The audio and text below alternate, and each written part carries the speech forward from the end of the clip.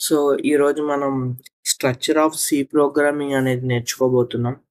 So, ఈ structure of C programming అనేది ఎందుకు అంటే, మనం ప్రోగ్రామింగ్ అనేది ఎక్కడ స్టార్ట్ చేయాలి? ఎక్కడ స్టార్ట్ చేయాలి? ఏం చేయాలి?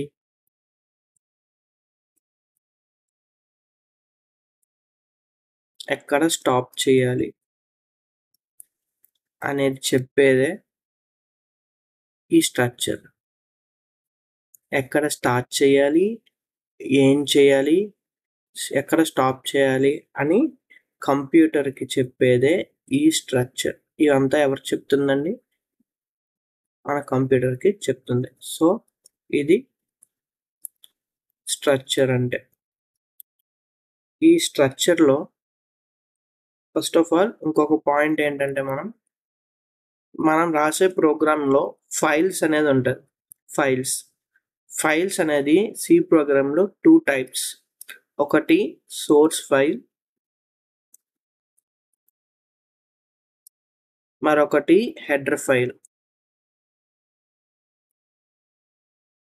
ఈ సోర్స్ ఫైల్ అనేది మనం రాసే లాజిక్. ఈ హెడర్ ఫైల్ అనేది మన యొక్క ఫంక్షన్స్ యొక్క డిక్లరేషన్స్ ఇందులో ఉంటాయన్నమాట. సో, ఈ సోర్స్ ఫైల్ అనేది డాట్ సితో మనం సేవ్ చేస్తాం. ఇది హెడర్ ఫైల్ అనేది డాట్ హెచ్‌తో సేవ్ చేస్తాం. సో, ఇప్పుడు మీకు అర్థమైంది కదా!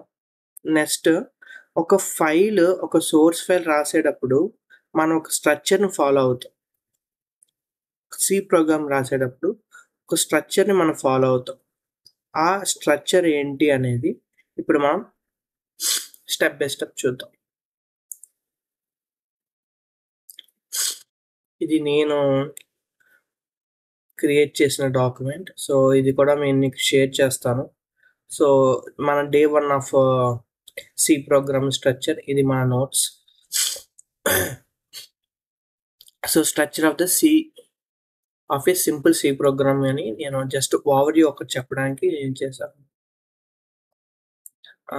మనం ఫస్ట్ తీసుకున్నట్టయితే బేసిక్ స్ట్రక్చర్ ఆఫ్ సి ప్రోగ్రామింగ్‌లో ఫస్ట్ సెక్షన్ వచ్చి ఏంటంటే డాక్యుమెంటేషన్ సెక్షన్. ఈ డాక్యుమెంటేషన్ సెక్షన్ అనేది ఎందుకు? మీరు ఒక ప్రోగ్రామ్ రాస్తున్నారు. మీరు ఒక ప్రాజెక్ట్‌కి మీకొక ప్రాజెక్ట్ ఇచ్చారు. బట్ ఆ ప్రాజెక్ట్ అనేది మీరు స్టార్ట్ చేశారు. నంబర్ ఆఫ్ ఫైల్స్ ఉంటాయి. ఆ ఫైల్ యొక్క పర్పస్ ఏంటి? అసలు దాన్ని ఎందుకు యూజ్ చేస్తున్నారు? దాని పేరేంటి? ఇవన్నీ చెప్పడానికి మనం యూజ్ చేసేదే documentation section.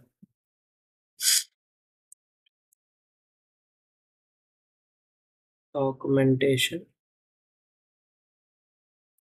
section which tells purpose, name of the file and date, etc. So, ఇది డాక్యుమెంటేషన్ సెక్షన్ అంటే, మనం డాక్యుమెంటేషన్ సెక్షన్ రాసేటప్పుడు ఎలా ఉంటుంది అంటే, మనం ఏదైనా వీటిని ఇక్కడ ఉన్నాయి కదా! వీటిని మనం కామెంట్స్ అంటాము.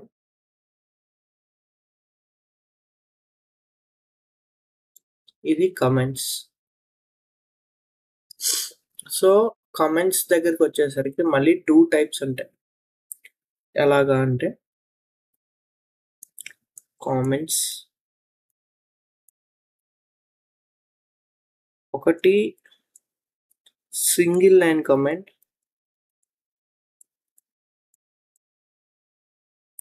Single line comment, multi line comment.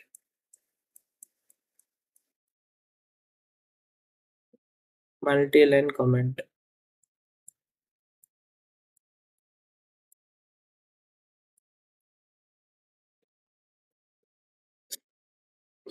So, single line comment అంటే ఏంటి? ఇప్పుడు మీరొక కోడ్ రాశారు. లైక్ ఎలాగంటే ప్రింట్ఎఫ్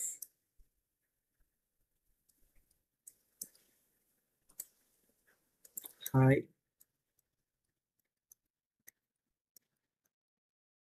ఈ లైన్ మీకు ప్రోగ్రామ్‌లో అంత యూజ్ లేదు. సో, అప్పుడు మీరు this is called single line command. So, backward slashes ఏదైతే ఉన్నాయో వాటిని మీరు ఇలా ఇస్తే ఇది సింగిల్ లైన్ కమాండ్ అవుతుంది. లేదు మీ దగ్గర ఎన్ నంబర్ ఆఫ్ లైన్స్ ఉన్నాయి. సో, నియర్లీ ఒక 5-10 లైన్స్ ఉన్నాయి. సో, ఆ 10 లైన్స్‌ని ఒకేసారి మీరు కామెంట్ చేయాలి అంటే అప్పుడు లైక్ ఇలాగే మీ దగ్గర ప్రింట్ఎఫ్ అనేది ఒక 3 ఉన్నాయనుకుందాం. హాయ్ నెక్స్ట్ ఇంకొకటి ప్రింట్ఎఫ్ బాయ్ 2 లైన్స్ అనుకుందాం. సో, మీరు ఇలా కామెంట్ చేస్తే this is called multi line comment. ఓకేనా? ఇది కామెంట్స్ అంటే. Next link section. ఈ లింక్ సెక్షన్ అంటే ఏంటి? లింక్ సెక్షన్ అనేది ఏంటంటే ఏదైనా మనం ఫైల్స్‌ని దట్ టూ మెయిన్‌లీ హెడర్ ఫైల్స్‌ని మనం యాడ్ చేయడానికి యూజ్ చేసే సెక్షనే లింక్ సెక్షన్. దీన్ని మనం లింక్ సెక్షన్ అంటాం. సో, ఈ లింక్ సెక్షన్‌లో మనం యూజ్ చేసేది #include. So, for example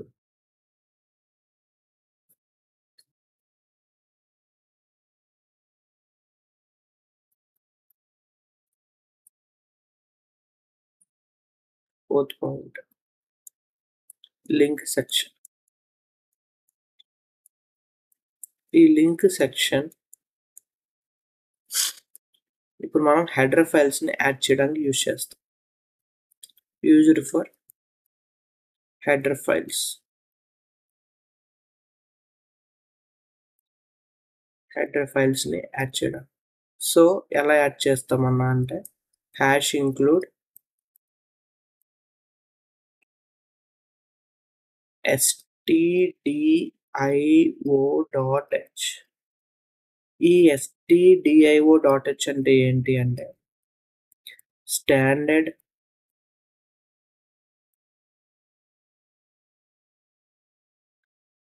input and output.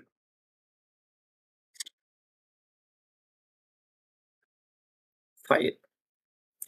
ఇవెందుకు అంటే బేసిక్‌గా మనం ప్రోగ్రామింగ్ యూజ్ చేసేటప్పుడు మీరు ప్రింట్ఎఫ్ అనే ఫంక్షన్ చూసే ఉంటారు. Printf, scanf. సో, ఈ ఫంక్షన్ ఏం చేస్తుందంటే యూజర్ దగ్గర రన్ టైమ్ ఇన్పుట్ తీసుకుంటది. Run time input. ఇది ఏం చేస్తుందంటే ప్రింట్ చేస్తది. డేటాని ప్రింట్ చేస్తది. సో, ఈ ఫంక్షన్స్ యొక్క డిక్లరేషన్స్ అనేవి ఈ stdio.hలో సేవ్ అయి ఉంటాయన్నమాట. సో, ఇది యాడ్ చేసుకొని మనం ఈ యొక్క ఫంక్షన్ కాల్‌ని మనం మెయిన్‌లో మనకు కాల్ చేసి మనం యూజ్ చేసుకుంటాం. సో, ఈ లింక్ సెక్షన్ అనేది మీకు అర్థమైందని అనుకుంటున్నాం. ఈ లింక్ సెక్షన్‌లో మనం యూజ్ చేసేది హెడర్ ఫైల్స్‌ని ఇంక్లూడ్ చేస్తాం. ఇది నేను బేసిక్‌గా ఒకటే హెడర్ ఫైల్ చెప్పాను. ఇంకా చాలా ఎన్ నంబర్ ఆఫ్ హెడర్ ఫైల్స్ అనేవి ఉంటాయి. అవి మనం ఫ్యూచర్‌లో డిస్కస్ చేద్దాం. ఓకేనా? నెక్స్ట్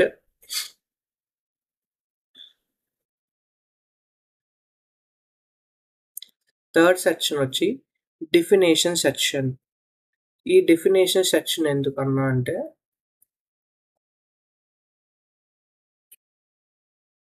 థర్డ్ సెక్షన్ వచ్చి డెఫినిషన్ సెక్షన్. ఈ డెఫినిషన్ సెక్షన్ అంటే ఏంటంటే ఫర్ ఎగ్జాంపుల్ మీరొక వాల్యూని మీ ప్రోగ్రామ్‌లో ఎవ్రీ టైమ్ మీరు అక్కడ యూజ్ చేయాలి అనుకుంటున్నారు. n నంబర్ ఆఫ్ టైమ్స్ మీరు ఒక వాల్యూని యూజ్ చేయాలి అనుకుంటున్నారు. సో, ఆ వాల్యూని ఎవ్ n నంబర్ ఆఫ్ టైమ్స్ మీరు యూజ్ చేయాలి కదా! సో, దాన్ని మీరు ఒక్కసారి డిక్లేర్ చేస్తే చాలు.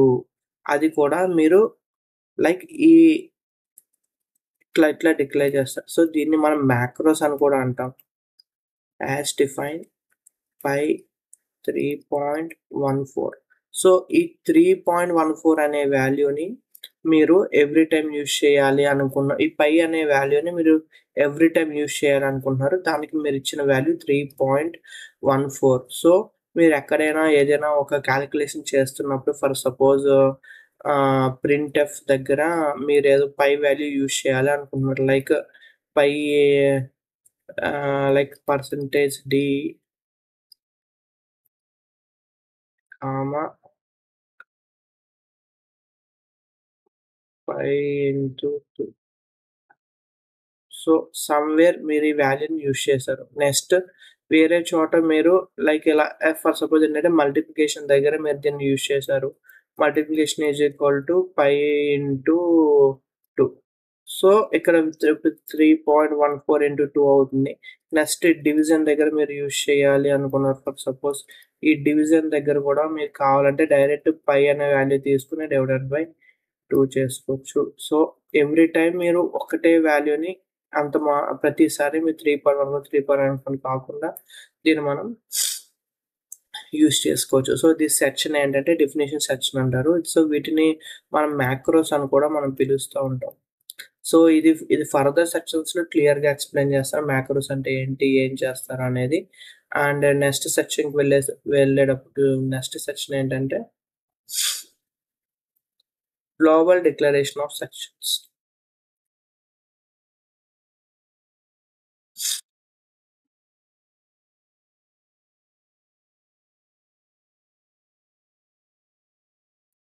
సో,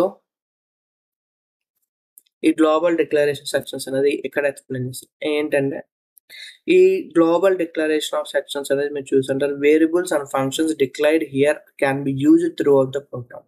అండ్ లాస్ట్ టైమ్ నేను చెప్పినప్పుడు డెఫినిషన్ సెక్షన్ ఏం చెప్పానంటే definition defines the symbolic constants. ఏదైనా ఒక కాన్స్టెంట్ వాల్యూ మీరు throughout the program use చేయాలంటే ఒక్క చోట మీరు డిఫైన్ చేస్తే చాలు.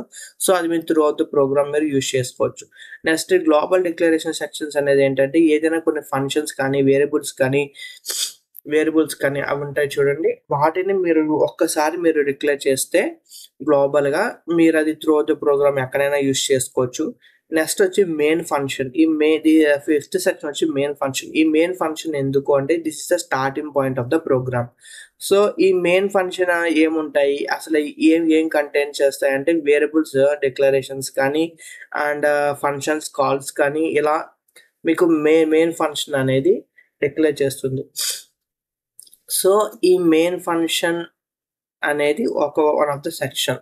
ఇక్కడి నుంచి మన ప్రోగ్రామింగ్ అనేది స్టార్ట్ అవుతుందనమాట. సో, నెక్స్ట్ ఇది మీకొక ఎగ్జాంపుల్ చూపించాను ఇక్కడ. సో, ఈ మెయిన్ ఫంక్షన్ మెయిన్ అనేది ఏంటంటే దీని మీనింగ్ ఏంటంటే ఈ మెయిన్ ఫంక్షన్ ఏదైతే రిటర్న్ చేస్తుంది ఇంట్ అనే వాల్యూని ఇది మనకి ఇంటీజర్ అనే వాల్యూని ఇది మనకి రిటర్న్ చేస్తుంది. సో, ఇక్కడ మీరు చూసినట్టయితే ఇంట్ ఏ, బి, సమ్. సో, వీటిని ఏమంటారంటే వేరియబుల్ యొక్క డిక్లరేషన్స్ అంటారు. So, these are called variable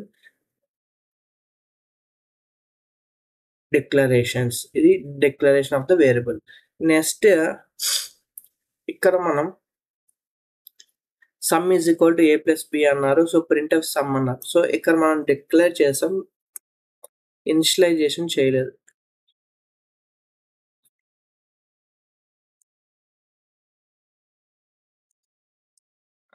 so, ఇక్కడ మనం ఏంటంటే ఇనిషియలైజేషన్ కూడా చేస్తే A is equal to 10 comma B is equal to 20. So, ఇక్కడ ఏం జరుగుతుందంటే ఇంట్ ఏ, బి, అనేది సమ్ అనేది మనం డిక్లేర్ చేసాము. ఇక్కడ మనం ఇనిషియలైజేషన్ కూడా చేసాం. So, this is called declaration.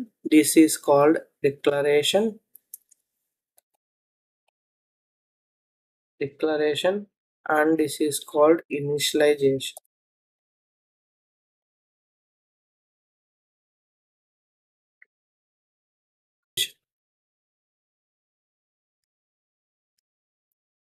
Next so ఇక్కడ వాల్యూ అనేది 10 ప్లస్ 20 అనేది 30 అవుతుంది. ఆ 30 అనేది ఇక్కడున్న వేరియబుల్ స్టోర్ అయ్యి ఆ స్టోర్ అయిన వేరియబుల్ మళ్ళీ ఇక్కడ మనకు ప్రింట్ అవుతుంది. సో ఇది జరిగేది. These are called variables. ఇవి declaration, initialization, this is our logic a plus b plus చేసి వాల్యూని ఇక్కడ ఇందులో స్టోర్ చేసుకుని సమ్ అనే వేరియబుల్లో స్టోర్ చేసుకుని అదే మనకి %d దగ్గరికి వెళ్ళి ప్రింట్ ఎఫ్లో అది మనం ప్రింట్ చేస్తుంది అన్నమాట.